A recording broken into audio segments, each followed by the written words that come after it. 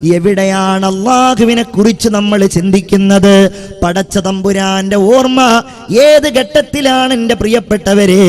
എന്റെയും നിങ്ങളുടെയും മനസ്സാന്തരാളങ്ങൾക്കുള്ളിൽ ഒരു വെളിച്ചമായി, ഒരു പ്രകാശമായി, ജാജ്വല്യമാനമായ ഒരു ഓർമ്മപ്പെടുത്തലായി എവിടെയാണ് പ്രിയപ്പെട്ട സഹോദരീ സഹോദരന്മാരെ വരുന്നത്? ഈ സദസ്സിലിരുന്നു കൊണ്ട് നമ്മൾ ആലോചിക്കുകയാണ്. എന്തിന് നമ്മൾ അല്ലാഹുവിനെ കുറിച്ച് ആലോചിക്കണം? അല്ലാഹു തന്നെ പറയുകയാണ്, വആതാകും മിൻ കുല്ലി മാ സഅൽതുമൂ. അല്ലാഹു പറയുകയാണ്, നിങ്ങൾക്ക് എന്തെല്ലാം ആവശ്യമായിട്ടുണ്ടോ അത് മുഴുവനും നിങ്ങൾക്ക് നാം നൽകിയിരിക്കുകയാണ്. വളരെ ചിന്തിക്കണം. നമ്മുടെ റബ്ബുണ്ടല്ലോ, ഈ പ്രപഞ്ചമേ ഇവിടെ ഇല്ലാതിരിക്കുമ്പോഴും ആസ്തിക്യമുണ്ടായിരുന്ന സർവാധിനാഥൻ, ഈ ലോകം സൃഷ്ടിച്ച ഈ ലോകത്തിന്റെ പരിപാലകനായ നിയന്താവായ അല്ലാഹു റബ്ബുൽ ഇസ്സത്ത് പറയുകയാണ്, വആതാകും മിൻ കുല്ലി മാ സഅൽതുമൂ. നിങ്ങൾക്ക് എന്താണോ ആവശ്യമായിട്ടുള്ളത് അത് മുഴുവൻ നിങ്ങൾക്ക് വേണ്ടി നാം നൽകിയിരിക്കുന്നു. മനുഷ്യരായ നമ്മുടെ പരിശ്രമത്താലല്ല, നമ്മുടെ അഭിലാഷത്താലോ നമ്മുടെ ആഗ്രഹത്താലോ, അതല്ലെങ്കിൽ ഞാനും നിങ്ങളും എടുക്കുന്ന ഏതെങ്കിലും തീരുമാനം കൊണ്ടോ അല്ല. പിന്നെയോ അല്ലാഹു എന്ന ജബ്ബാറായ ഖഹാറായ ഹുവല്ലാഹുല്ലദീ ലാ ഇലാഹ ഇല്ലാഹു ആലിമുൽ ഗൈബി വശഹാദ, എല്ലാ രഹസ്യങ്ങളും പരസ്യങ്ങളും അറിയുന്നവനായ അല്ലാഹു തമ്പുരാന്റെ തീരുമാനപ്രകാരം ഉണ്ടായവയാണ്. ഹുവല്ലാഹുൽ ഖാലിഖുൽ ബാരിഉൽ മുസവ്വിറു ലഹുൽ അസ്മാഉൽ ഹുസ്നാ.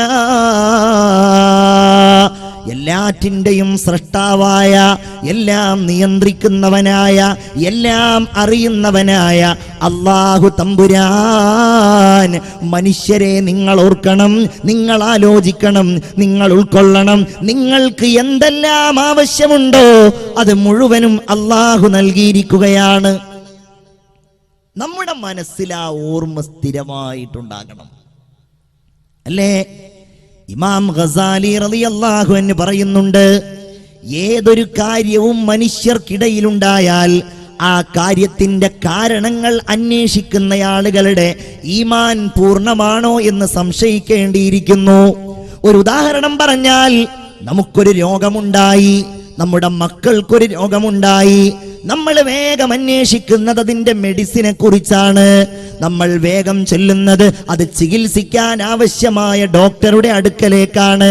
കാരണങ്ങൾ അന്വേഷിക്കുന്നതിന്റെ മുമ്പേ നിങ്ങളുടെ മനസ്സിൽ ആ രോഗം നൽകുന്നവനും ആരോഗ്യം നൽകുന്നവനും അല്ലാഹുവാണെന്ന് ചിന്തയുണ്ടാകണമേ. അല്ലാഹുവിന്റെ റസൂല് ഓർമ്മിപ്പിക്കുകയാണ്, നിങ്ങൾ എല്ലാ സന്ദർഭങ്ങളിലും അല്ലാഹുവിനെ കുറിച്ച് ചിന്തിക്കണം. രോഗം വന്നാൽ നിങ്ങൾ 2 റക്അത്ത് നിസ്കരിക്കണം. എന്നിട്ട് നിങ്ങൾ അല്ലാഹുവിനോട് ദുആ ചെയ്യണം, അല്ലാഹുമ്മ അദ്ഹിബിൽ ബഅസ റബ്ബന്നാസ് വശ്ഫി ശിഫാഅൻ അൻത ശാഫി ലാ ശിഫാഅ ഇല്ലാ ശിഫാഉക. ബിന്റെ ആ ഓർമ്മയിലും ചിന്തയിലും അവന്റെ കാരുണ്യത്തിന്റെ വിചാരത്തിലും കഴിഞ്ഞുകൂടാൻ നിർബന്ധിതരാണ്. നമ്മളതിന് തയ്യാറാകണം. നമ്മൾ അനുഭവിക്കുന്ന എല്ലാറ്റിൻ്റെയും ഉടമസ്ഥൻ അല്ലാഹുവാണ്. എന്തേ ഈ തിരിച്ചറിവ് നമുക്കില്ലാതെയായി പോയി? ലഹൂ മാ ഫിസ് സമാവാതി വമാ ഫിൽ അർള്. ആകാശത്തിലുള്ളതിന്റെ ഉടമ അല്ലാഹുവാണ്, ഭൂമിയിലുള്ളതിന്റെ ഉടമ അല്ലാഹുവാണ്. നിങ്ങൾ നോക്കൂ, മനുഷ്യരായ നമുക്ക് വേണ്ടിയല്ലേ വാനലോകത്ത് കത്തിത്തിളങ്ങുന്ന സൂര്യൻ അല്ലാഹു തആല സംവിധാനിച്ചിരിക്കുന്നത്. മുസൽമാനെ നമ്മൾ ആലോചിക്കാറുണ്ടോ? റബ്ബിന്റെ കരവിരുതിനെ കുറിച്ച് അവന്റെ കാരുണ്യം കൊണ്ടല്ലേ എത്രയോ ലക്ഷക്കണക്കിന് മൈലുകൾക്കപ്പുറത്ത് ഭൂമിയേക്കാൾ 10 ലക്ഷം കോടി ഇരട്ടി വലിപ്പമുള്ള സൂര്യനെ അല്ലാഹു തആല സംവിധാനിച്ചിരിക്കുന്നത്. നിങ്ങൾ ചിന്തിച്ചു നോക്കൂ, നമ്മുടെ ഈ മുഷ്ടിക്ക് സമാനമായ ഹൃദയത്തില് ഉൾക്കൊള്ളാൻ കഴിയാത്ത അത്ര വിശാലതയാണ് അല്ലാഹു തആല ഈ പ്രപഞ്ചത്തിന് നൽകിയിട്ടുള്ളത്. എല്ലാം കാരുണ്യവാനായ അല്ലാഹുവിന്റെ കരവിരുതു മാത്രമാണ്. അവന്റെ ഉന്നതമായ സൃഷ്ടിപ്പിന്റെ ഉന്നതമായ പ്രകാശനങ്ങൾ മാത്രമാണ്. ആകാശലോകത്ത് എത്രയോ നക്ഷത്രങ്ങൾ ഉണ്ടെങ്കിൽ ആ നക്ഷത്രങ്ങളിൽ the smallest star in the universe, പ്രപഞ്ചത്തിലെ ഏറ്റവും ചെറിയ നക്ഷത്രം, അത് ഭൂമിയേക്കാൾ 10 ലക്ഷം കോടി ഇരട്ടി വലിപ്പമുള്ള സൂര്യനാണെന്ന് പറയുമ്പോ ബഹുമാനപ്പെട്ട മുഹയ്യിദ്ദീൻ ശൈഖ് റളിയല്ലാഹു അൻഹു ചൂണ്ടിക്കാണിക്കുന്നുണ്ട്, നിങ്ങൾ അന്തരീക്ഷത്തിൽ ഒരു വൃത്തം വരച്ചാൽ ആ വൃത്തം മുകളിലേക്ക് നിങ്ങൾ സങ്കല്പിക്കുകയാണെങ്കിൽ നിങ്ങളുടെ ആ വൃത്തത്തിനുള്ളിൽ മാത്രം സൂര്യനേക്കാൾ വലിപ്പമുള്ള കോടിക്കണക്കിന് നക്ഷത്രങ്ങളുണ്ട് എന്നാണ്. 13 ലക്ഷം സൂര്യനേക്കാൾ ഇരട്ടി വലിപ്പമുള്ള എത്രയോ നക്ഷത്രങ്ങൾ, ആ നക്ഷത്രങ്ങളെ ചുറ്റിക്കൊണ്ടിരിക്കുന്ന ഗ്രഹങ്ങൾ, ആ ഗ്രഹങ്ങൾക്കുള്ള ഉപഗ്രഹങ്ങൾ എല്ലാം അടങ്ങിയ കോടാനക്കോടി വ്യൂഹങ്ങൾ അടങ്ങിയ അതിവിശാലമായ ഈ പ്രപഞ്ചം തട്ടാതെ മുട്ടാതെ ഒരാൾക്കും ഒരു പ്രയാസമോ ഒരു ബുദ്ധിമുട്ടോ നൽകാതെ കഴിവുള്ളവനായ അല്ലാഹു നൂറുസ് സമാവാതി വൽ അർള്, ആകാശഭൂമികൾക്ക് ഏറ്റവും വലിയ പ്രകാശം നൽകിയ അല്ലാഹുവിന്റെ അധീശത്വത്തോടെ ഈ പ്രപഞ്ചം മുന്നോട്ട് പോവുകയാണ്. ആ കാരുണ്യം നമ്മുടെ മനസ്സിൽ വരട്ടെ, ആ റബ്ബിന്റെ വിചാരം നമ്മുടെ മനസ്സിൽ വരട്ടെ. നമ്മളാണത് ഉൾക്കൊള്ളേണ്ടവർ, നമ്മളാണ് ആസ്ട്രോളജി പഠിക്കേണ്ടവർ, നമ്മളാണ് വാനശാസ്ത്രം പഠിക്കേണ്ടവർ. ചിന്താശൂന്യരായി കഴിഞ്ഞുകൂടുന്നവർക്ക്, ബോധമില്ലാതെ കഴിഞ്ഞുകൂടുന്ന ആളുകൾക്ക് അല്ലാഹുവിന്റെ സൃഷ്ടിലോകത്തെ വൈവിധ്യങ്ങളെ കുറിച്ചോ അവന്റെ വൈഭവങ്ങളെ കുറിച്ചോ ഒന്നുമേ തിരിച്ചറിയുവാൻ കഴിയില്ല. പടച്ചവനെ അറിയേണ്ടത് അവൻ സൃഷ്ടിച്ചു വെച്ചിരിക്കുന്ന അത്ഭുതങ്ങളിലൂടെയാണ്. ഇന്ന ഫീ ഖൽഖിസ് സമാവാതി വൽ അർള്, ആകാശഭൂമികളെ അല്ലാഹു തആല പടച്ചതിലുണ്ട്. വഖ്തിലാഫിൽ ലൈലി വന്നഹാർ ലആയാതിൻ ലിഉലിൽ അൽബാബ്, രാവും പകലും ചുരുങ്ങിയത് ഭാഗത്ത് ചില രാത്രികൾ ചുരുങ്ങി വരുന്നു, ചില രാത്രികൾ ദൈർഘ്യത്തോടെ വരുന്നു, ചില പകലുകൾ സമയം കൂടുതൽ വരുന്നു, ചില ഇടങ്ങളിൽ പകല് കൂടുതൽ രാത്രി കുറവ്, രാത്രിയും പകലും ഒന്നിനു പിറകെ മറ്റൊന്നായി വരുന്നു. ഇത്തരം കാര്യങ്ങളുടെയൊക്കെ സംവിധാനങ്ങളെ കുറിച്ച് ആലോചിക്കുന്ന ആളുകൾക്ക് അതിൽ എന്റെ റബ്ബിനെ കുറിച്ച് ആലോചിക്കുവാനുള്ള ഒരുപാട് ദൃഷ്ടാന്തങ്ങളുണ്ട് എന്ന് പറഞ്ഞുകൊണ്ട് അല്ലാഹു പറയുകയാണ്, അല്ലദീന യദ്കുറൂനല്ലാഹ ഖിയാമൻ വഖുഊദാ. അങ്ങനെ പടച്ചവനിലേക്ക് അടുക്കുന്ന ആളുകൾ നിന്നുകൊണ്ടും ഇരുന്നുകൊണ്ടും കിടന്നുകൊണ്ടും അവനെ ഓർക്കുകയാണ്. വയതഫക്കറൂന ഫീ ഖൽഖിസ് സമാവാതി വൽ അർള്, ആകാശഭൂമികളടങ്ങുന്ന ഈ പ്രപഞ്ചത്തെക്കുറിച്ച് അത്തരം ആളുകൾ ചിന്തിക്കുകയാണ്. അത്തരം ആളുകൾ ഓർത്തുകൊണ്ടവർ പറയുന്നത്, റബ്ബനാ മാ ഖലഖത ഹാദാ ബാതിലാ സുബ്ഹാനക ഫഖിനാ അദാബന്നാർ. റബ്ബിന്റെ സൃഷ്ടി വൈഭവത്തെ കുറിച്ച് ചിന്തിച്ചവർ പറയുന്നത്, അല്ലാഹുവേ ഇതൊന്നും നീ വെറുതെ പടച്ചതല്ലല്ലോ. നമ്മൾ ആരെങ്കിലും ചിന്തിക്കാറുണ്ടോ? നമ്മൾ ആരെങ്കിലും ഇന്ന് ഈ നിമിഷം വരെ ഇത്തരം കാര്യങ്ങൾ നാമുമായി ബന്ധപ്പെട്ട ഒന്നാണെന്ന് ആലോചിച്ചിട്ടുണ്ടോ?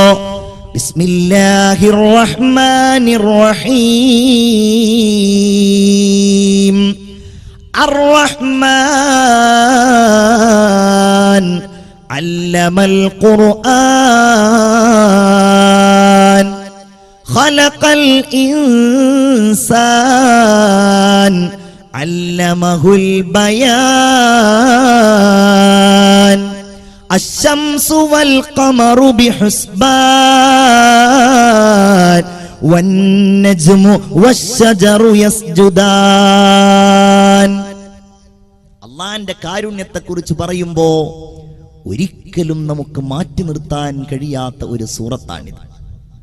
തന്നെയുമല്ല, ഈ ശബ്ദം കേൾക്കുന്ന ഓരോ സത്യവിശ്വാസിയും ചെറുപ്പം മുതൽ തന്നെ കേട്ടുവരുന്ന ഒരു സൂറത്തുമാണിത്. ഈ സൂറത്തിന്റെ പേര് തന്നെ സൂറത്തുർ റഹ്മാൻ, അഥവാ കാരുണ്യവാനായ അല്ലാഹുവിന്റെ കരുണയുടെ, ദയയുടെ, അവന്റെ വിശാലമായ കാരുണ്യത്തിന്റെ ഉന്നതമായ വാതായനങ്ങൾ, കവാടങ്ങൾ തുറക്കപ്പെടുന്ന അധ്യായം. ഈ സൂറത്ത് അറിയപ്പെടുന്നത് തന്നെ അറൂസുൽ ഖുർആൻ, ഖുർആനിലെ പുതുമണവാളൻ എന്ന് പറഞ്ഞുകൊണ്ടാണ്. എന്താണ് പുതുമണവാളന്റെ പ്രത്യേകത? എടക്കഴിയൂരിലുണ്ടാകുമല്ലോ പുതുമണവാളന്മാർ, പുതിയ പിളമാരാകാൻ ആഗ്രഹിക്കുന്നവരും അതായവരും. നിങ്ങൾക്കറിയാം, ആ ദിവസത്തിന്റെ പ്രത്യേകത എന്ന് പറയുന്നത് അന്നായിരിക്കും ആ വ്യക്തി ഏറ്റവും വലിയ VIP ആയി മാറുന്നത്. നല്ല കോട്ടൊക്കെ ഇട്ട്, നല്ല സുഗന്ധമൊക്കെ പൂശി, അത്യാവശ്യം ബ്യൂട്ടി പാർലറിലൊക്കെ ഒന്ന് പോയിട്ട് നന്നായിട്ട് മുഖമൊക്കെ ഒന്ന് മിനുങ്ങി, എല്ലാവരുടെയും ശ്രദ്ധയാകർഷിക്കുന്ന സമയം എന്ന് പറയുന്നത് അവൻ പുതുമണവാളനാകുന്ന ദിവസമാണ്.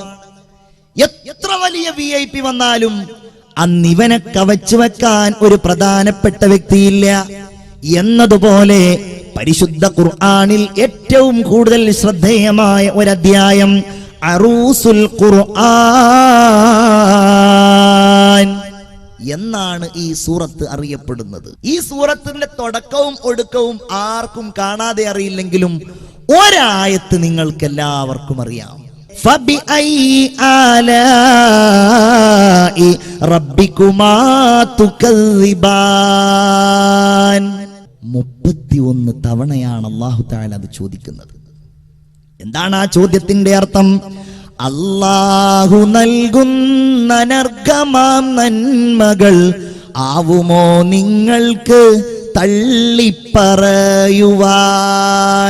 അഥവാ പടച്ചവൻ ഈ ലോകത്ത് നിങ്ങൾക്ക് നൽകിയ ജീവിതത്തില് നിങ്ങൾ കാണുന്ന, നിങ്ങൾ അറിയുന്ന, നിങ്ങൾ അനുഭവിക്കുന്ന എന്തെല്ലാം കാര്യങ്ങളുണ്ടോ ജനങ്ങളെ, അതേതെങ്കിലും എനിക്ക് റബ്ബ് നൽകിയതെന്നല്ലെന്ന് പറയാൻ നിങ്ങൾക്ക് കഴിയുമോ എന്നാണ് ഖുർആൻ ചോദിക്കുന്നത്. തബാറകസ്മു റബ്ബിക ദുൽ ജലാലി വൽ ഇക്റാം. അല്ലേ? ശ്രേഷ്ഠനായി, സർവർക്കുമാരാധ്യനായി, സദാമേവും അല്ലാഹുവിൻ നാമം മഹോന്നതം. എന്തൊരധ്യായമാണിതെന്നറിയുമോ പ്രിയപ്പെട്ടവരെ? പടച്ചവൻ എനിക്കും നിങ്ങൾക്കും നൽകിയത് എന്തെല്ലാമാണ് എന്നറിയാൻ ആഗ്രഹിക്കുന്നവർ ഈ സൂറത്ത് ഒരു തവണയൊന്ന് പാരായണം ചെയ്താൽ മതി. അതുകൊണ്ടല്ലേ ഈ സൂറത്ത് അവതീർണമായ സന്ദർഭത്തിൽ അല്ലാഹുവിന്റെ ഹബീബ് സ്വഹാബികളുടെ മുമ്പിൽ ഉറക്കെ വിളിച്ചു ചോദിക്കുകയാണ്, മൻ യഖറഉ ഹാദിഹി സൂറത അലാ ഖുറൈശ്. ആരാണ് ഖുറൈശികളുടെ മുൻപിൽ പോയി ഈ സൂറത്ത് ഓതിക്കൊടുക്കുക? സ്വഹാബികളൊന്നും എഴുന്നേറ്റ് നിന്നില്ല. നമ്മൾ അതവരുടെ അധൈര്യമായി കാണേണ്ടതില്ല. കാരണം അവർ പട്ടിണി പാവങ്ങളാണ്, ഉടുതുണിക്ക് മറുതുണിയില്ലാത്തവരാണ്. റസൂലിൽ വിശ്വസിച്ച് ഏതാനും മാസങ്ങളും ദിവസങ്ങളുമായവരാണ്. ഇടിഞ്ഞു പൊളിയാറായ ദാറുൽ അർഖം എന്ന് പറയുന്ന മക്കയിലുണ്ടായിരുന്ന ആ വീട്ടിൽ വെച്ച് അള്ളാന്റെ റസൂല് ചോദിക്കുകയാണ്, സ്വഹാബാ, നിങ്ങൾക്കിടയിൽ നിന്ന് ആരാണ് ഈ സൂറത്ത് ഖുറൈശികളുടെ മുൻപിൽ പോയി ഓതിക്കൊടുക്കുക? എഴുന്നേറ്റ് നിൽക്കാൻ ഒരാൾ ധൈര്യം കാണിച്ചു. അദ്ദേഹത്തിന്റെ പേര് സയ്യിദുനാ അബ്ദുല്ലാഹി ഇബ്നു മസ്ഊദ് റളിയല്ലാഹു തആല അൻ. ആ ചരിത്രം പഠിക്കുമ്പോൾ തന്നെ മനസ്സ് നിർമ്മലമായി പോകും. അത്രയും വലിയ ചരിത്രത്തിന്റെ ഉടമയാണ് ഈ സ്വഹാബി വര്യൻ. എപ്പോഴും നബിയുടെ കൂടെ നിന്ന് എല്ലാ ഘട്ടത്തിലും റസൂലുള്ളാഹിന്റെ കൂടെ ഇങ്ങനെ പോയി. അല്ലേ? ഹദീസുകളിൽ നമുക്ക് കാണാൻ കഴിയും, ഒരിക്കൽ റസൂലുള്ള പറഞ്ഞു, എനിക്ക് ജിന്നുകൾ ഖുർആൻ ഓതാൻ വേണ്ടി എന്നെ ക്ഷണിച്ചിട്ടുണ്ട്, എന്റെ അടുക്കലേക്ക് ജിന്നുകൾ വരാമെന്ന് പറഞ്ഞിട്ടുണ്ട്. മനുഷ്യരല്ലാത്ത മറ്റൊരു വിഭാഗമാണല്ലോ, മറഞ്ഞു കിടക്കുന്ന ഒരു വിഭാഗമാണല്ലോ ജിന്നുകൾ. ആ ജിന്നുകൾ എന്റെ അടുക്കൽ ഖുർആൻ കേൾക്കാൻ വരാമെന്ന് പറഞ്ഞിട്ടുണ്ട്. ആരാണ് എന്റെ കൂടെ വരാൻ തയ്യാറുള്ളത്? അപ്പോഴും ഇദ്ദേഹം എഴുന്നേറ്റ് നിന്നു. ഞാനുണ്ട് നബിയേ. ചെന്നു. അബ്ദുല്ലാഹിബ്നു മസ്ഊദ് റസൂലുള്ളാഹിന്റെ കൂടെ ചെന്നു. റസൂലുള്ള ഒരു വര വരച്ചുകൊണ്ട് പറഞ്ഞു, അബ്ദുല്ലാ, എന്ത് കേട്ടാലും എന്ത് കണ്ടാലും ഈ വര നീ മുറിച്ചു കടക്കല്ലേ മോനെ. അള്ളാന്റെ റസൂല് കുറച്ചങ്ങോട്ട് പോയി. അബ്ദുല്ലാഹിബ്നു മസ്ഊദ് പറയുകയാണ്, വലിയ ബഹളവും വലിയ ശബ്ദവും മട്ടഹാസങ്ങളും ഞാൻ കേൾക്കാൻ തുടങ്ങി. എന്റെ റസൂലിന് വല്ല അപകടവും വന്നേക്കുമോ എന്ന് ഞാൻ ഭയന്നുപോയി. എന്നാലും ഞാൻ റസൂലുള്ള പറഞ്ഞതല്ലേ ആ വര മുറിച്ച് കടക്കാതിരിക്കുവാൻ, അതുകൊണ്ട് ഞാനത് മുറിച്ച് കടക്കാതെ ഇരുന്നു എന്ന് പറഞ്ഞുകൊണ്ട് അബ്ദുല്ലാഹിബ്നു മസ്ഊദ് അവിടെ കാത്തു നിൽക്കുകയാണ്. ഒരുപാട് സമയം കഴിഞ്ഞു. റസൂലുള്ള തിരിച്ചു വന്നുകൊണ്ട് പറയുകയാണ്, അബ്ദുല്ലാ, കൊല്ലങ്ങൾക്ക് മുമ്പ് സുലൈമാൻ നബി അലൈഹിസ്സലാമിന്റെ കാലത്തുള്ള നൂറുകണക്കിന് ജിന്നുകൾക്ക് ഞാൻ ഖുർആൻ ഓതി കൊടുത്തിട്ടുണ്ട് അബ്ദുല്ലാ. ആ സംഭവം ഉദ്ധരിക്കുന്ന ഒരു സൂറത്ത് തന്നെ ഖുർആനിലുണ്ട്.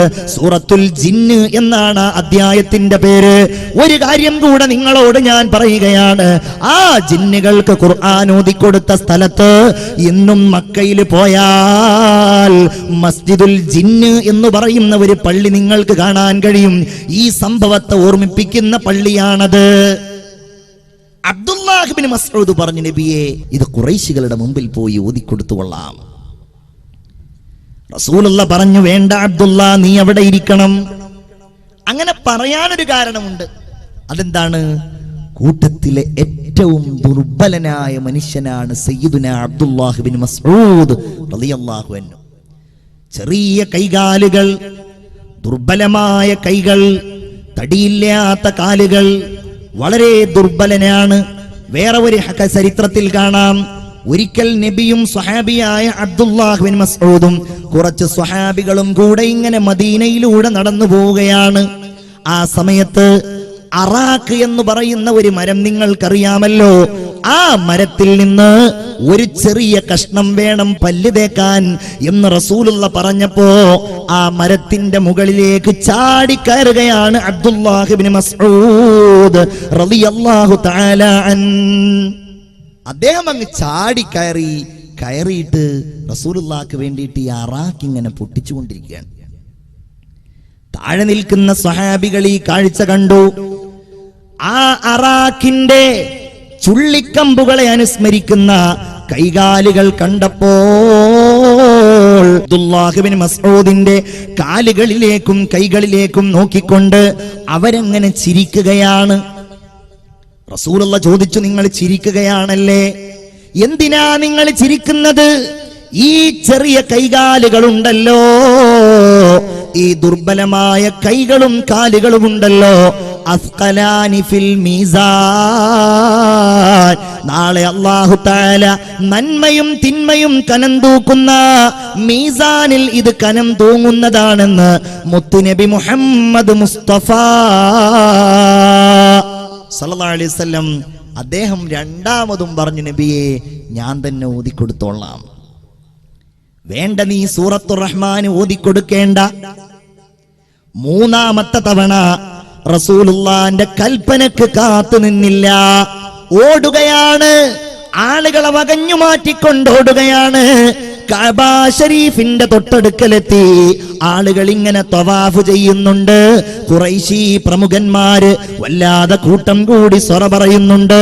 അബ്ദുല്ലാഹിബ്നു മസ്ഊദ് നേരെ അങ്ങ് ചെല്ലുകയാണ്. താൻ ചെറിയ മനുഷ്യനാണെങ്കിലും കഴിയുന്നത്ര ഉയർച്ചയിൽ നിന്നുകൊണ്ട് കഅബ ശരീഫിന്റെ ഖില്ലയിൽ ചാരി നിന്നുകൊണ്ട് അബ്ദുള്ള ഓതുകയാണ്, അർ-റഹ്മാനു അല്ലമൽ ഖുർആൻ. കാരുണ്യവാനായ അല്ലാഹു തആല അവന്റെ കാരുണ്യത്തിന്റെ ഏറ്റവും വലിയ പ്രതീകമായി, മനുഷ്യരുടെ മുഴുവൻ സംസ്കൃതിയുടെയും അടയാളമായി, അവരുടെ മുന്നോട്ടുള്ള കാൽവെപ്പിന്റെ പ്രചോദനമായി അവർക്കിതാ ഖുർആൻ പഠിപ്പിച്ചിരിക്കുകയാണ്. ഖലഖൽ ഇൻസാൻ, മനുഷ്യനെ പടച്ചത് അല്ലാഹുവാണ്. ഇത് സഹിക്കാൻ കഴിയില്ലല്ലോ അവർക്ക്. വിശ്വാസിയുടെ ഈ പ്രഖ്യാപനം, ഖുർആനിന്റെ ഈ മധുരമൂറുന്ന വചനങ്ങൾ ആളുകൾ ഇങ്ങനെ അടുക്കലേക്ക് വരാൻ തുടങ്ങി. എല്ലാവരും ആ വാക്യങ്ങളിലേക്ക് ഇങ്ങനെ ശ്രദ്ധിക്കുകയാണ്.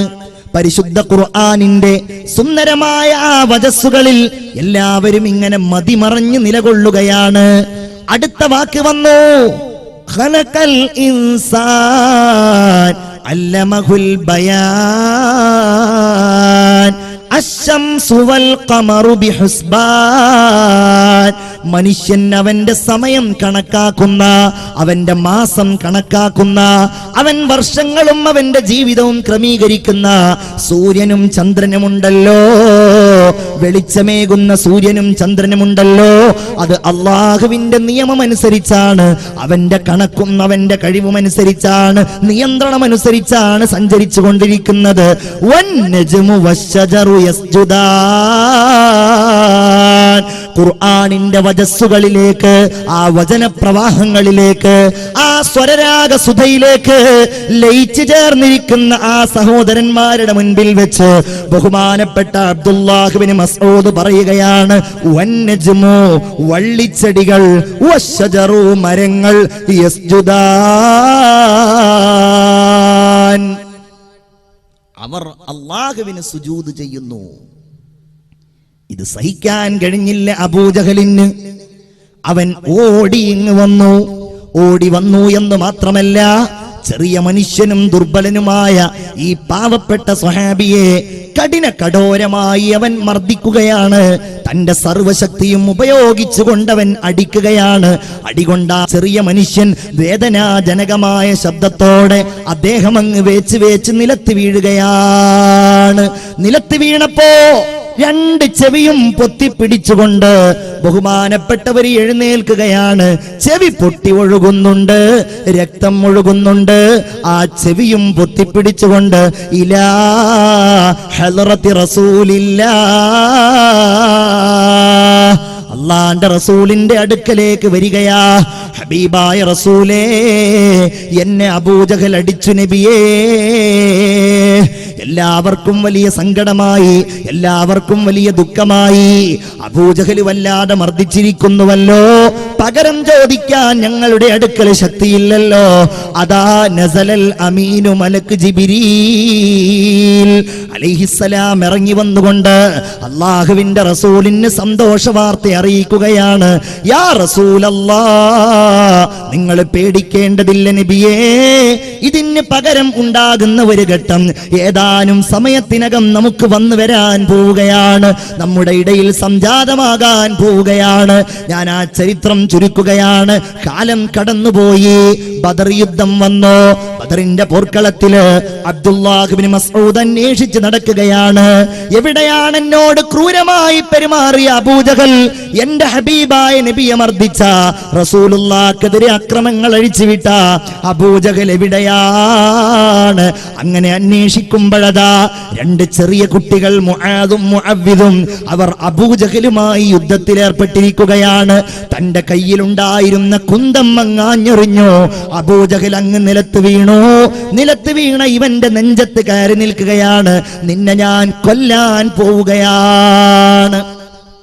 ഇസ്ലാമിന്റെ ഏറ്റവും വലിയ ശത്രു, അള്ളാഹുവിനെ അറിയാമായിരുന്നിട്ടും അംഗീകരിക്കാത്തയാൾ, ഇസ്ലാമിൽ വിശ്വസിച്ചു എന്ന ഒറ്റ കാരണത്താൽ എത്രയോ പാവപ്പെട്ട സ്വഹാബികളെ വല്ലാതെ ക്രൂരമായി മർദ്ദിച്ച, കത്തിക്കാളുന്ന സൂര്യന്റെ ചൂടില് മരുഭൂമിയിലൂടെ വലിച്ചെടുത്ത് നെഞ്ചത്ത് വലിയ വലിയ പാറക്കല്ലുകൾ കയറ്റി വെക്കാൻ മടി കാണിക്കാതിരുന്ന, കാരുണ്യത്തിന്റെ കണ്ണീരിന്റെ ഒരംശം പോലും കണ്ണുകളിൽ തെളിഞ്ഞു വരാതിരുന്ന അബൂജഹൽ ലഅനത്തുല്ലാഹി അലൈഹി അബ്ദുല്ലായോട് പറയുകയാണ്, അബ്ദുല്ലാ, എന്നെ നീ അറുക്കുകയാണല്ലേ, എന്നെ നീ കൊല്ലുകയാണല്ലേ? അതേ, നിന്നെ ഞാൻ കൊല്ലുകയാണ്. എന്നാൽ അതിനു മുമ്പ് ഒന്ന് രണ്ട് കാര്യങ്ങൾ പറയാനുണ്ട്. ഒന്നെന്താന്നറിയോ? നിന്റെ പ്രവാചകനായ മുഹമ്മദിനോട് നീ പറയണം, എന്റെ ജീവിതത്തിൽ എനിക്ക് ഏറ്റവും വെറുപ്പുണ്ടായ ആള് നിന്റെ പ്രവാചകനായ മുഹമ്മദാണ്. രണ്ടാമത്തെ കാര്യം, എന്റെ കഴുത്ത് നീ മുറിക്കുമ്പോ എന്റെ കഴുത്തിന്റെ താഴെ നിന്ന് നീ മുറിക്കണം അബ്ദുല്ലാ. എന്തുകൊണ്ടെന്നാൽ എന്റെ നീണ്ട കഴുത്ത് കണ്ട് എന്റെ മുഖം കണ്ടിട്ടെങ്കിലും നിന്റെ പ്രവാചകനായ മുഹമ്മദ് ഒന്ന് ഞെട്ടട്ടെ. എന്റെ പ്രിയപ്പെട്ടവരെ, അബ്ദുല്ലാഹിയുടെ മനസ്സിൽ ദേഷ്യം ഇരച്ചു കയറി തന്റെ വാളെടുത്തുകൊണ്ട് അബൂജഹലിന്റെ തല മുറിക്കുകയാ. എന്നിട്ടാ മുറിച്ച തലയെടുത്തുകൊണ്ട് റസൂലുള്ളാഹിക്ക് കാണിച്ചു കൊടുക്കാൻ കൊണ്ടുപോകാൻ നോക്കുമ്പോ തന്റെ കയ്യിലത് പൊങ്ങുന്നില്ല. എന്ത് ചെയ്തെന്നറിയുമോ? കാലങ്ങൾക്ക് മുമ്പ് തന്റെ ചെവി പൊട്ടിച്ചില്ലേ എന്നതുപോലെ വാളെടുത്തുകൊണ്ട് ചെവിയിലൂടെ ഒരു ദ്വാരമുണ്ടാക്കി. ആ ദ്വാരത്തിൽ ഒരു കയറിട്ടു. ആ തലയിങ്ങനെ വലിച്ചുകൊണ്ട് ശത്രുക്കളുടെ ഏറ്റവും വലിയ നേതാവായ, മനുഷ്യന്റെ ശത്രുവായ, മൃഗങ്ങളുടെ ശത്രുവായ, ഒരാളോടും കാരുണ്യത്തോടെ പെരുമാറാത്ത, എല്ലാവർക്കും ഏറ്റവും വലിയ അന്ധകനായിരുന്ന ഈ അബൂജഹലിന്റെ തലയും വലിച്ചുകൊണ്ട് ഇലാ ഹളറത്തി ഹബീബില്ലാഹ്, അല്ലാഹുവിന്റെ റസൂലിന്റെയും സ്വഹാബികളുടെയും അടുക്കലേക്ക് വരികയാണ്. എല്ലാവർക്കും വലിയ സന്തോഷം, ആവേശം. എല്ലാവരും തക്ബീർ മുഴക്കിക്കൊണ്ട് അബ്ദുല്ലാഹ് ഇബ്നു മസ്ഊദിനെ സ്വീകരിച്ചു. എല്ലാവരും ഇങ്ങനെ സ്വീകരിച്ചിരിക്കുമ്പോ നബിയോട് ഈ കാര്യം പറയുകയാണ്. യാ റസൂലല്ലാഹ്, ഇവൻ മരിക്കുന്ന വേളയിൽ ഇങ്ങനെ പറഞ്ഞു നബിയെ, അവൻ ഏറ്റവും ദേഷ്യമുള്ളത് അങ്ങയോടാണ്. അങ്ങ് പേടിക്കാൻ വേണ്ടി അവന്റെ കഴുത്ത് താഴെ നിന്ന് മുറിക്കാനും അവൻ പറഞ്ഞു നബിയേ. അല്ലാഹുവിന്റെ റസൂൽ അതിന് പറഞ്ഞ മറുപടി നമ്മയൊക്കെ വല്ലാതെ ചിന്തിപ്പിക്കേണ്ടതാണ്. ലോകത്തിന്റെ നേതാവ്, സ്വർഗത്തിന്റെ ഉദ്ഘാടകൻ മുത്തുനബി മുഹമ്മദ് മുസ്തഫ സല്ലല്ലാഹു അലൈഹി വസല്ലമ തങ്ങൾ പറയുന്നത് എന്തൊരു പരീക്ഷണമാണ്. ഫിർഔനി അശദ്ദു മിൻ ഫിർഔനി മൂസ. അല്ലാഹുവേ, മൂസാ നബിയേക്കാൾ വലിയ ഫിർഔനെയാണല്ലോ എനിക്ക് നീ നൽകിയത് റബ്ബേ. എന്തേ കാരണം? മൂസാ നബിക്ക് നീ നൽകിയ ഫിർഔൻ ചെങ്കടലിൽ മുങ്ങിത്താവുമ്പോ, അവൻ മരിക്കുമെന്ന് ഉറപ്പാകുമ്പോ അവൻ വിളിച്ചു പറയുന്നത് ആമന്തു ബിറബ്ബി മൂസാ വഹാറൂൻ. ഞാനിതാ മൂസാ നബിയുടെയും ഹാറൂൻ നബിയുടെയും റബ്ബിനെ കൊണ്ട് വിശ്വസിച്ചിരിക്കുന്നു എന്നതാണ്. റബ്ബിന്റെ കാരുണ്യം, അല്ലാഹുവിന്റെ കാരുണ്യം, അതവൻ പറയുകയാണ്. ഒന്നാമത്തെ കാരുണ്യം നമ്മൾ അറിയേണ്ടത് അർ-റഹ്മാൻ. അവന്റെ കാരുണ്യം പറഞ്ഞാൽ തീരില്ല. ഞാൻ ചുരുക്കി 1-2 വചനങ്ങൾ ഓതിക്കുകയാണ്. അല്ലദീ ജഅല ലക്കുമുൽ അർള ഫിറാശ. അവൻ ഭൂമി നിങ്ങൾക്ക് വിരിപ്പാക്കി മാറ്റി തന്നവനാണ്. നമുക്ക് കിടക്കാൻ, നമുക്ക് ഇരിക്കാൻ, നമുക്ക് സഞ്ചരിക്കാൻ. വസ്സമാഅ ബിനാഅ വഅൻസല മിനസ്സമാഇ മാഅ. ആകാശത്ത് നിങ്ങൾക്കുള്ള ഒരു മേൽക്കൂരയാക്കി അവൻ നിങ്ങൾക്ക് ആവശ്യമായ വെള്ളം മുഴുവൻ വാനലോകത്ത് നിന്ന് ഇറക്കി തന്നവനാണ്, വർഷിപ്പിച്ചു തന്നവനാണ്. അല്ലേ? ആ സൂറത്തിന്റെ തുടക്കത്തിൽ പറയുന്ന അർ-റഹ്മാൻ എന്ന വാക്കിന്റെ അർത്ഥം നമ്മൾ പറഞ്ഞാ തീരോ പ്രിയപ്പെട്ടവരെ? അല്ലേ? വജഅൽനൽ ലൈല ലിബാസ. എന്തൊക്കെ സംവിധാനങ്ങൾ! നമ്മൾ ഈമാനുള്ളവർ ആലോചിക്കേണ്ടത്, അല്ലാഹ് പറയുന്നത് ഇത് മനുഷ്യരുടെ കഴിവല്ല, ഇത് പ്രകൃതിയുടെ കഴിവല്ല. വജഅൽന, നമ്മൾ ആക്കിയിരിക്കുന്നു, അല്ലൈൽ, രാത്രിയെ, ലിബാസ, വസ്ത്രമാക്കിയിരിക്കുന്നു. നിങ്ങൾക്ക് വിശ്രമിക്കണമല്ലോ, നിങ്ങൾക്ക് ഉറങ്ങണമല്ലോ. പൊതുസമൂഹത്തിൽ നിന്നും പല കാര്യങ്ങളും നിങ്ങൾ മറച്ചു പിടിക്കാൻ മോഹിക്കുന്നുണ്ടല്ലോ. ആ കാര്യങ്ങൾ നിങ്ങൾക്ക് ചെയ്യാൻ നിങ്ങൾക്കിതാരാവ്. വല്ലൈലി ഇദാ അസ്അസ്. ഖുർആനിന്റെ വാക്യങ്ങൾ എത്ര മനോഹരമാണ്. രാത്രി ഇങ്ങനെ പതുക്കെ പതുക്കെ പിൻവാങ്ങുന്നു. വസ്സുബ്ഹി ഇദാ തനഫസ്. പകലിതാ പതുക്കെ പതുക്കെ ശ്വാസം വിട്ട് ഇങ്ങനെ വരുന്നു. വജഅൽനൻ നഹാറ മആശാ. ഞാൻ അർത്ഥം മാത്രം പറയുന്നു, ഒരുപാട് കാര്യങ്ങൾ പറയാനുണ്ട്. ഇത് പറഞ്ഞില്ലെങ്കിൽ റബ്ബിനെ കുറിച്ച് ചിന്തിക്കുന്ന വചനങ്ങളും ആയത്തുകളും ഇപ്പോഴെങ്കിലും നമ്മൾ ഓർത്തില്ലെങ്കിൽ ഇതൊന്നും ഓർക്കാനും പറയാനും നമുക്ക് അവസരം കിട്ടുമോ എന്ന് തോന്നുന്നത് കൊണ്ടാണ് ഞാൻ ഈ സംസാരത്തിൽ ഈ വാക്യങ്ങൾ ഉൾപ്പെടുത്തുന്നത്. വജഅൽനൽ നഹാറ മആശ, നിങ്ങൾക്ക് പകൽ ജീവിതോപാധിയായി നാം സംവിധാനിച്ചിരിക്കുന്നു.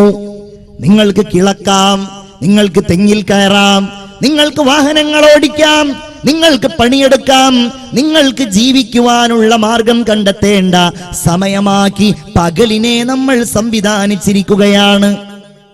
വബനൈനാ ഫൗഖകും സബ്അൻ ശിദാദാ. ഈമാനോടുകൂടെ നിങ്ങൾ കേൾക്കണം, ഇതിന് മുകളിൽ 7 ആകാശങ്ങൾ ശക്തമായി നമ്മൾ നൽകിയിരിക്കുകയാണ്. എന്താ ആകാശത്തിന്റെ പ്രത്യേകത?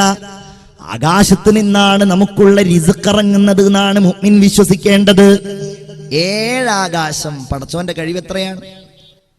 പണ്ഡിതന്മാര് പറയുന്നുണ്ട്, 1-ാം ആകാശവും 2-ാം ആകാശവും ഒന്ന് താരതമ്യം ചെയ്താൽ, 1-ാം ആകാശവും 2-ാം ആകാശവും ഒന്ന് താരതമ്യം ചെയ്താൽ, വിശാലമായ ഒരു മരുഭൂമിയിൽ ഒരു മോതിരമിട്ടാൽ എത്രയുണ്ടാകുമോ അത്രയാണത്രേ 1-ാം ആകാശം ഉണ്ടാവുള്ളൂ 2-ാം ആകാശത്തിലേക്ക്. അത്രേ ഈ 2ഉം 3-ാം ആകാശത്തേക്കുണ്ടാകൂ. 6 ആകാശങ്ങളും ചുരുട്ടിക്കൂട്ടി 7-ാം ആകാശത്തേക്ക് നോക്കിയാലോ അതും വലിയ ഒരു മരുഭൂമിയിൽ ഒരു ചെറിയ മോതിരത്തിന് സമാനമേ ഉണ്ടാകൂ. അല്ലാ അല്ലാ, നിന്റെ കഴിവെത്രയാണ്! ലോകം അവസാനിക്കുന്ന ഘട്ടത്തില് ആ അല്ലാഹുവല്ലേ മത്വിയാ. ഈ കൈകളില്, അല്ലാഹുവിന്റെ കരങ്ങളില് അതിന്റെ ശക്തി എത്രയാണ്, അതിന്റെ കഴിവെത്രയാണ് അല്ലാഹുവേ നിനക്കല്ലാതെ അറിയില്ല.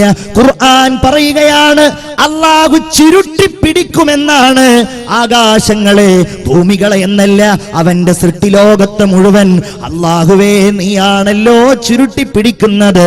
എന്നിട്ടവൻ ചോദിക്കുന്നത് ലിമനിൽ മുൽക്കുൽ യൗം, പറയുക ഇന്നത്തെ അധികാരം ആർക്കാണ്? ലില്ലാഹിൽ വാഹിദിൽ ഖഹാർ. അന്നായിരിക്കും എല്ലാവരും സമ്മതിക്കുക അല്ലാഹുവിന്റെ അധീശത്വത്തെ കുറിച്ച്, അവന്റെ കഴിവിനെ കുറിച്ച്. തീർന്നില്ല. വബനൈനാ ഫൗഖകും സബ്അൻ ശിദാദാ വജഅൽനാ സിറാജൻ വഹാജാ. കത്തിജ്വലിക്കുന്ന വിളക്കായി സൂര്യനെ സംവിധാനിച്ചവൻ നമ്മളാണ്. സൂര്യനില്ലെങ്കിൽ സസ്യങ്ങൾ വളരുമോ? സൂര്യനില്ലെങ്കിൽ നമുക്ക് വെളിച്ചമുണ്ടാകുമോ? സൂര്യനില്ലെങ്കിൽ രാവുണ്ടാകുമോ? പകലുണ്ടാകുമോ? ഭക്ഷണങ്ങൾ ഉണ്ടാകുമോ? സൂര്യനെ സംവിധാനിച്ചത് നാമാണ്. وأنزلنا من المعصرات ماء ثجاجا لنخرج به حبا ونباتا. ഖുർആനിനെ സ്നേഹിക്കുന്നവരെ, നിങ്ങൾ ഈ വചനങ്ങളിലേക്ക് ശ്രദ്ധിക്കുക. അമ്മയാണ് സൂറത്ത് അമ്മ. വഅൻസൽനാ, നാം ഇറക്കിയിരിക്കുന്നു, മിനൽ മുഅ്സിറാത്തി, മിനൽ മുഅ്സിറാത്തി, കെട്ടി നിർത്തിയിരിക്കുന്ന മേഘക്കൂട്ടങ്ങളിൽ നിന്ന് നാം ഇറക്കിയിരിക്കുന്നു. മാഅൻ സജ്ജാജാ, കുത്തിച്ചൊരിയുന്ന മഴയെ ഇറക്കിയിരിക്കുന്നു. അല്ലേ? ഈ വെള്ളം ഇങ്ങോട്ട് വന്നാലോ, അന്നാ സ്വബബ്നൽ മാഅ സ്വബ്ബ, ആകാശത്ത് നിന്ന് നാം മഴ പെയ്യിപ്പിച്ചു, മഴ വർഷിപ്പിച്ചു. സുമ്മ ശഖഖ്നൽ അർള ശഖ്ഖാ, പിന്നെ ആ ഭൂമിയെ നാം പിളർത്തിയിരിക്കുന്നു. ഫഅംബത്നാ ഫീഹാ സുമ്മ ശഖഖ്നൽ അർള ശഖ്ഖാ വഅംബത്നാ ഫീഹാ ഹബ്ബൻ വഇനബൻ വഖൽബൻ വസൈതൂനൻ വനഖ്ലാ വഹദായിഖ ഗുൽബാ വഫാകിഹതൻ വഅബ്ബാ മതാഅൻ ലക്കും വലിഅൻആമിക്കും. നിങ്ങൾക്കുള്ള ഭക്ഷണം, നിങ്ങളുടെ മൃഗങ്ങൾക്കുള്ള ഭക്ഷണം ഈത്തപ്പഴങ്ങളായി, ഫലവർഗ്ഗങ്ങളായി, സസ്യങ്ങളായി, നെല്ലുകളായി, എന്തെല്ലാം എന്തെല്ലാം. ആരാണിത് നൽകിയത്? അർ-റഹ്മാൻ, കാരുണ്യവാനായ അല്ലാഹു.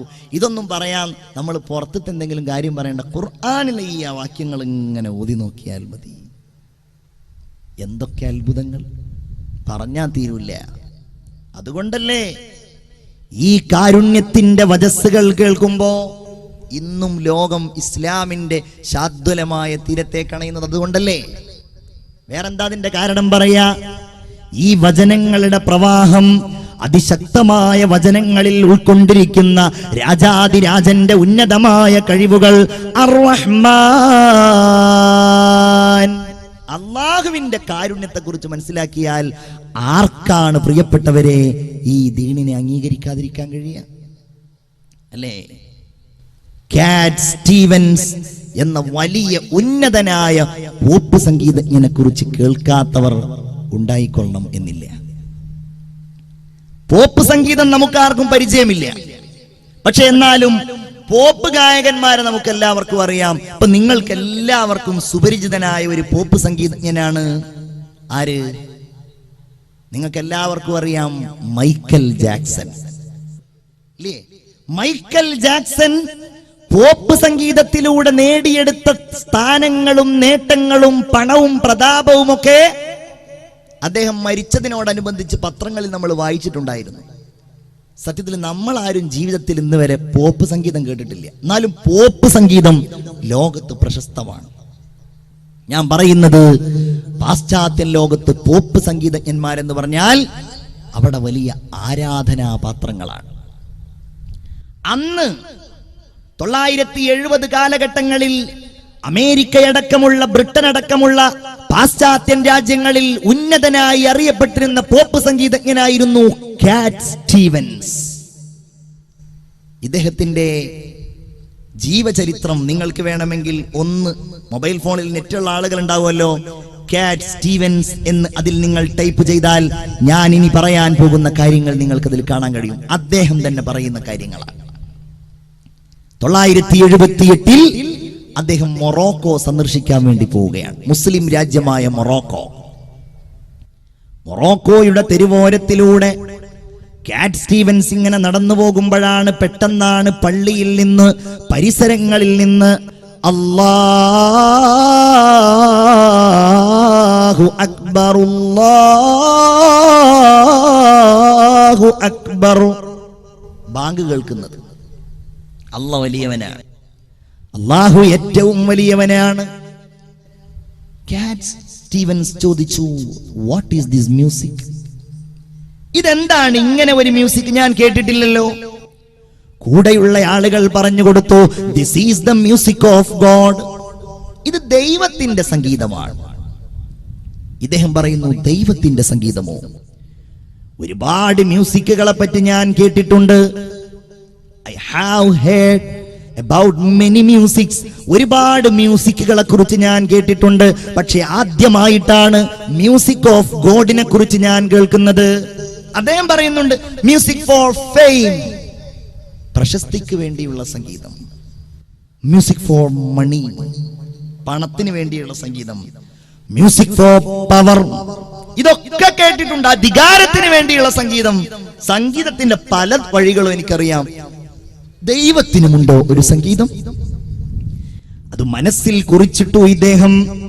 പിന്നീട് ഇദ്ദേഹം നാട്ടിലേക്ക് വരികയാണ്. അദ്ദേഹം പറയുന്നു, ഒരിക്കൽ ഞാനിങ്ങനെ എന്റെ ഹോളി ആഘോഷിക്കുന്നതിനിടയിൽ ഞാനിങ്ങനെ കടൽ തീരത്ത് കുളിച്ചുകൊണ്ടിരിക്കുകയാണ്. മെൽബോ കടൽ തീരത്ത് ഞാൻ കുളിച്ചുകൊണ്ടിരിക്കുമ്പോ പെട്ടെന്നാണ് എന്നെ ഒരു തിരമാല ഇങ്ങനെ തള്ളി തള്ളി തള്ളി ഇങ്ങനെ കടലിന്റെ ആഴിയിലേക്ക്, അഗാധതയിലേക്ക് കൊണ്ടുപോകുന്നത്. ഞാൻ മരണത്തെ മുന്നിൽ കണ്ടു. മുന്നിൽ കണ്ടപ്പോ ഞാൻ വിളിച്ചു, ഓ മൈ ഗോഡ്, എന്റെ ദൈവമേ, ഇഫ് യു സേവ് മീ, എന്നെ നീ രക്ഷപ്പെടുത്തുകയാണെങ്കിൽ I will live for you, I will work for you. ഞാൻ നിനക്ക് വേണ്ടി ജീവിക്കാം ദൈവമേ, ഞാൻ നിനക്ക് വേണ്ടി പണിയെടുക്കാം ദൈവമേ.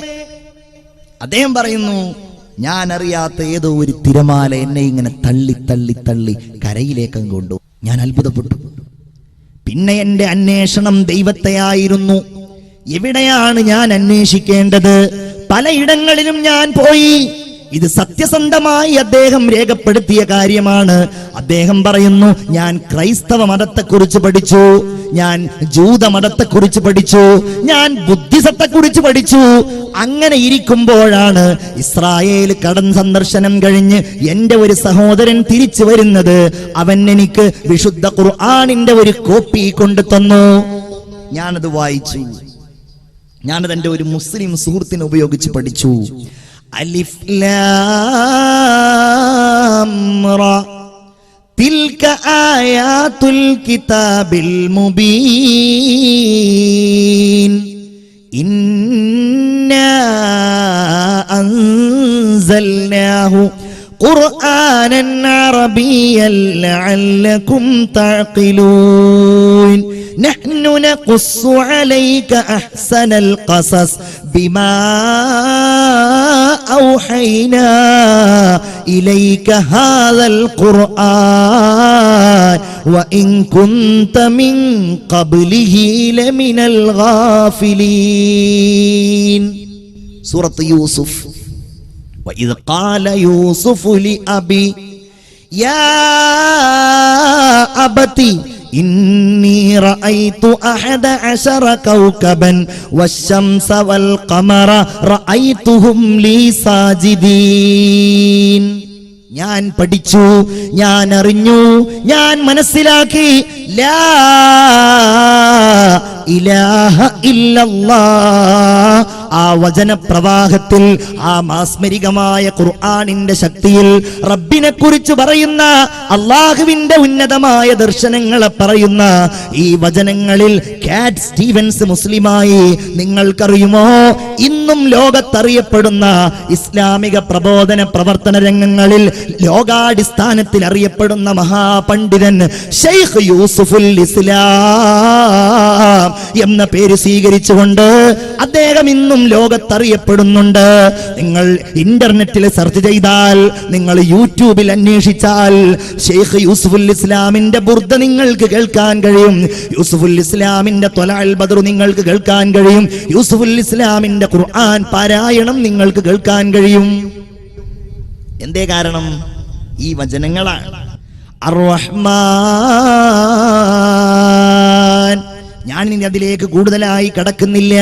അല്ലാഹു റബ്ബുൽ ഇസ്സത്ത് അതിന്റെ ശക്തമായ, അവന്റെ ശക്തമായ ഉന്നതമായ ആശയങ്ങളെ പറയുകയാണ്. അല്ലമൽ ഖുർആൻ. ആ കാരുണ്യത്തിന്റെ ഏറ്റവും വലിയ തെളിവാണ് അവൻ പരിശുദ്ധമായ ഖുർആനിനെ പഠിപ്പിച്ചു എന്നത്. അതവന്റെ കാരുണ്യമാണ്.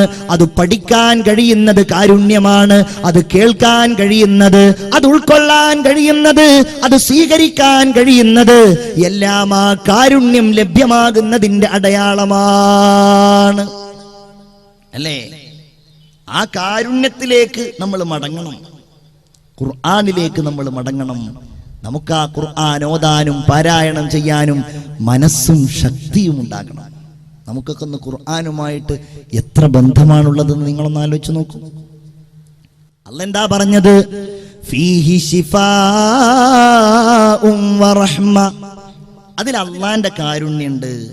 ആ ഖുർആനിൽ നിങ്ങൾക്കെല്ലാവർക്കും പരിപൂർണമായ ശമനവുമുണ്ട്. നിങ്ങളുടെ മനസ്സിന്റെ, നിങ്ങളുടെ ശരീരത്തിന്റെ എന്തെല്ലാം കുഴപ്പങ്ങളുണ്ടോ അത് മുഴുവൻ നിങ്ങൾക്ക് മാറ്റിത്തരുന്ന ഏറ്റവും ശക്തമായ വചനങ്ങളാണ് പരിശുദ്ധമായ ഖുർആനിന്റേത് എന്നാണ് അല്ലാഹു തആല സൂചിപ്പിക്കുന്നത്. നമ്മളത് അറിയുക, നമ്മൾ പഠിക്കുക, ആ ഖുർആനിലേക്ക് അടുക്കുക, അള്ളാഹുവിന്റെ കാരുണ്യം നമ്മൾ സ്വീകരിക്കുന്നവരാവുക. അല്ലെ? നമുക്ക് വേണ്ടിയുള്ളത് നമ്മൾ ഉപയോഗപ്പെടുത്തിയില്ലെങ്കിൽ വേറെ ആരാ ഉപയോഗപ്പെടുത്തുക? നമ്മളാണ് അതിന്റെ വക്താക്കൾ, നമ്മളാണ് അതിന്റെ പ്രയോക്താക്കൾ. ഒരൊറ്റ കാര്യം മാത്രം ഞാൻ പറയുകയാണ്. ഖുർആൻ ഓതുന്നവർക്കേ മരിക്കുന്ന സമയത്ത് ഈമാൻ പൂർണ്ണമാകൂ. ഖുർആൻ ഓതുന്നവർക്കേ ഖബറിന്റെ ഉള്ളിൽ ചോദ്യങ്ങൾക്ക് ഉത്തരം നൽകാൻ കഴിയൂ. ഖബറിന്റെ ഉള്ളിൽ സമാധാനമേകിക്കൊണ്ട്, ശാന്തിയേകിക്കൊണ്ട് മനുഷ്യരൂപത്തിൽ അള്ളാഹുവിന്റെ കാരുണ്യത്തിന്റെ അമൃതവർഷമായ ഖുർആൻ വരുമെന്ന് മുത്തുനബി മുഹമ്മദ് മുസ്തഫ. ഞാനും നിങ്ങളും നാളെ പോയി കിടക്കുന്ന ഖബറിന്റെ ഏകാന്തതയുണ്ടല്ലോ, ഭീകരതയുണ്ടല്ലോ, ഒരൽപ്പം കാരുണ്യം റബ്ബിൻ നമുക്ക് ചെയ്തു തന്നിരുന്നെങ്കിലെന്ന്, ഒരു ചെറിയ മോചനമുണ്ടായിരുന്നെങ്കിലെന്ന്, എനിക്ക് വേണ്ടി ആരെങ്കിലും ഒന്ന് സഹായിച്ചിരുന്നെങ്കിലെന്ന് ഞാനും നിങ്ങളും നാളെ ആഗ്രഹിക്കുന്ന ഖബറിന്റെ ഏകാന്തതയിൽ വെച്ച് റസൂലുള്ളാഹി തങ്ങൾ പറയുകയാണ്, യഅതീഹി റജുലുൻ ശാബ്. നല്ല ഒരു യുവാവ് ഈ ഖബറിൽ ഇവന്റെ അടുക്കലേക്ക് വരും. അവന്റെ നിറം നല്ലതായിരിക്കും, സാഹിബുൽ ലൗൻ, നല്ല നിറമായിരിക്കും അവന്റേത്. അങ്ങനെ നിറമുള്ള സുന്ദരനായ ഒരു ചെറുപ്പക്കാരൻ ഈ ഖബറിന്റെ ഉള്ളിൽ കിടക്കുന്ന ഇവന്റെ അടുക്കലേക്ക് വരും. ഖബറിലുള്ളയാൾ ചോദിക്കും, മൻ അന്ത, നീ ആരാണ്? ഖബറിലുള്ളയാൾ തിരിച്ചു ചോദിക്കും, എന്നെ നിനക്ക് മനസ്സിലായില്ലേ? അമാ തഅരിഫുനീ, എന്നെ നിനക്ക് മനസ്സിലായില്ലേ? അനൽ ഖുർആനുല്ലദീ അസ്ഹർത ലൈലകാ, രാത്രി ഉറക്കമൊഴിച്ച് നീ ഓതിയിരുന്നില്ലേ ഖുർആൻ? ആ ഖുർആനാണ് ഞാൻ. ഇതാ ഈ ഖബറിൽ അല്ലാഹു അവന്റെ കാരുണ്യം കൊണ്ട് എന്നെ മനുഷ്യരൂപത്തിൽ നിനക്ക് സമാധാനമേകുവാൻ പറഞ്ഞയച്ചതാണെന്ന് പരിശുദ്ധ ഖുർആൻ മനുഷ്യരൂപത്തിൽ വന്ന് മറുപടി പറയുമെന്ന് ഒരു കള്ളം പോലും ജീവിതത്തിൽ പറഞ്ഞിട്ടില്ലാത്ത മുത്തുനബി മുഹമ്മദ് മുസ്തഫ സല്ലല്ലാഹു അലൈഹി വസല്ലം. നമ്മൾ ആഗ്രഹിക്കുക, നമ്മൾ അതിനു വേണ്ടി പണിയെടുക്കുക, ഖുർആൻ ഓതുന്നവരാവുക. അതാണ് അർ-റഹ്മാനു അല്ലമൽ ഖുർആൻ ഖലഖൽ ഇൻസാൻ. റബ്ബിന്റെ കാരുണ്യം നിങ്ങൾ ആലോചിച്ചു നോക്കൂ. ഈ ലോകത്ത് നമുക്കൊക്കെ അല്ലാഹു ജന്മം നൽകിയില്ലേ? ഇന്ന് നമുക്കൊരു പേരുണ്ട്, ഇന്ന് നമുക്കൊരു ശരീരമുണ്ട്, ഇന്ന് നമുക്കൊരു അഡ്രസ് ഉണ്ട്, ഇന്ന് നമുക്ക് താമസിക്കാൻ ഒരു വീടുണ്ട്, ഇന്ന് നമുക്ക് ചൂണ്ടിക്കാണിക്കാൻ ഒരു ഉപ്പയുണ്ട്, ഒരു ഉമ്മയുണ്ട്. ആരാണതിന്റെ സംവിധായകൻ? അല്ലേ? ചിന്തിച്ചു നോക്കൂ നിങ്ങൾ. അള്ളാഹ്ക്ക് മാത്രം അറിയുന്ന കാര്യം. 2000 കൊല്ലം കഴിഞ്ഞ് നിങ്ങൾക്കൊരു പേരക്കിടാവ് ഉണ്ടാകും. 100ാമത്തെ പേരക്കിടാവെന്ന് സങ്കല്പിക്കുക. ഉദാഹരണം, ആ പേരക്കിടാവ് എങ്ങനെയുള്ളവനായിരിക്കും നമുക്കറിയില്ല. അവന്റെ മുഖം എങ്ങനെയായിരിക്കും? അവൻ കഴിക്കുന്ന മാമ്പഴത്തിന്റെ വിത്തെവിടെയായിരിക്കും ഇന്ന്? അവൻ കുടിക്കുന്ന വെള്ളത്തിന്റെ മഴ എവിടെയായിരിക്കും? അതിന്റെ നീരാവി കടലിന്റെ ഏതു ഭാഗത്തായിരിക്കും? എല്ലാം അറിയുന്നവൻ ഖലഖൽ ഇൻസാൻ, ഇതിന്റെ സൃഷ്ടാവായ നമ്മുടെ റബ്ബ് തന്നെയാണ്. നമ്മൾ നിസ്കരിക്കുമ്പോൾ നിൽക്കുന്ന റബ്ബ്, നമ്മൾ അല്ലാഹ് എന്ന് വിളിക്കുന്ന റബ്ബ്, എന്റെയും നിങ്ങളുടെയും ഈ ഒരുമിച്ച് കൂടൽ ഏതൊരു നാഥന്റെ വിളിക്കനുസരിച്ചാണോ ആ സംവിധായകനായ രാജാതിരാജനായ അല്ലാഹുവിന്റെ മഹത്വങ്ങളാണ് പ്രിയപ്പെട്ടവരെ നമ്മൾ ഓർക്കുന്നത്. ചിന്തിച്ചു നോക്കൂ നിങ്ങൾ. നമുക്കല്ല ഈ ലോകത്ത് ജന്മം നൽകിയില്ലേ മുഅ്മിനെ? അല്ലേ?